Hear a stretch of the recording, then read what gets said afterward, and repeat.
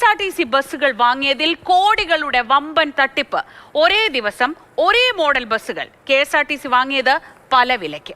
കോടികളുടെ അഴിമതി തുറന്നു കാട്ടുന്ന പർച്ചേസ് വിവരങ്ങൾ മാതൃഭൂമി ന്യൂസിന് ലഭിച്ചു.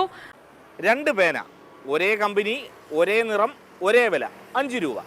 സാമാന്യ ബുദ്ധിയുള്ള ആരെങ്കിലും ഈ 5 രൂപയുടെ പേന 8 രൂപയ്ക്ക് വാങ്ങുമോ? വാങ്ങില്ലല്ലോ. പക്ഷെ കഴിഞ്ഞ സർക്കാരിൻ്റെ കാലത്ത് അങ്ങനെ കുറച്ച് KSRTC ബസ്സുകൾ വാങ്ങി വലിയ വിലയ്ക്ക്.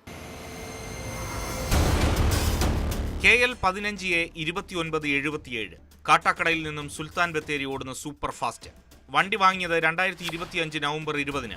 ഈ ശ്രേണിയിലുള്ള ബസ്സുകൾ വാങ്ങിയതിലാണ് വൻ ക്രമക്കേട്. നവംബർ 21-ന് 29,82,15 രൂപയ്ക്ക് 8 ബസ്സുകൾ വാങ്ങി. അന്ന് തന്നെ ഈ മോഡലിലെ 5 ബസ്സുകൾ 2,07,422 രൂപ വില കുറവിലും വാങ്ങിയിട്ടുണ്ട്. ഉയർന്ന വിലയ്ക്ക് ബസ് വാങ്ങിയതിലൂടെ 16 ലക്ഷത്തിന്റെ ക്രമക്കേടാണ് നടന്നത്. മോഡൽ 1, ഡീലർ 1, 2 വില. കണക്കിലെ കള്ളക്കളികൾ പിന്നെയുമുണ്ട്. 2025 നവംബറിലും ഡിസംബറിലും ഇതേ തട്ടിപ്പ് നടന്നിട്ടുണ്ട്. 8 ബസ്സുകൾ വില കുറച്ചു വാങ്ങി. 16 ബസ്സുകൾ 2-3 ലക്ഷം രൂപ അധികം നൽകിയാണ് വാങ്ങിയത്. ഡിസംബർ 13-ന് ഒരേ മോഡൽ ബസ്സുകൾ 27 ലക്ഷത്തിനും 30 ലക്ഷത്തിനും വാങ്ങിയിട്ടുണ്ട്. ടാറ്റയുടെ 181 ബസ്സുകളിലെ കണക്കിലാണ് പൊരുത്തക്കേടുകൾ. 2026 ഫെബ്രുവരി വരെ നടത്തിയ പർച്ചേസിൽ ഇത്തരം ക്രമക്കേടുകൾ നിരന്തരം പ്രകടമാണ്.